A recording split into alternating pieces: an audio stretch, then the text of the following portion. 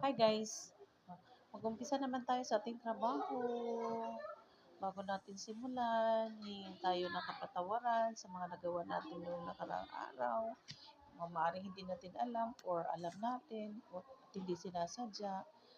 Kaya kailangan talaga sa bawat umpisa ng ating buhay, hingi tayo ng panalangin at higit sa lahat, hingi tayo ng kapatawaran at pasasalamat sa biyaya lagi nating tinatamasa araw-araw, di ba?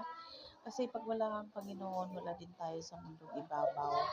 So, hindi mahalaga sa atin ang magkaroon tayo ng maraming pera at maraming kaibigan na hindi naman totoo. So, pinaka-importante kung saan tayo masaya at wala tayong ginawang hindi maganda at meron tayong kaibigan na die hard sa atin na talagang totoo at saka meron tayong trabaho. Higit sa lahat yung trabaho natin, mahalin natin. Kasi yan ang nagbibigay sa atin ng buhay at bigay din ng Panginoon sa atin. So, alam niyo ba kung ano ang blessings na ibinigay sa atin ni Lord? Yung trabaho na lagi natin ginagampanan araw-araw.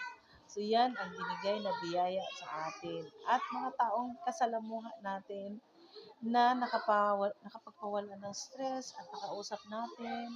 Hindi yung kausap na marites, kundi yung kausap natin na tungkol sa buhay-buhay, kung paano masolve yung mga problema natin, hindi kaya mahingian natin ng solusyon sa ating problema, ma-share natin sa ating problema na hindi sabi sa iba.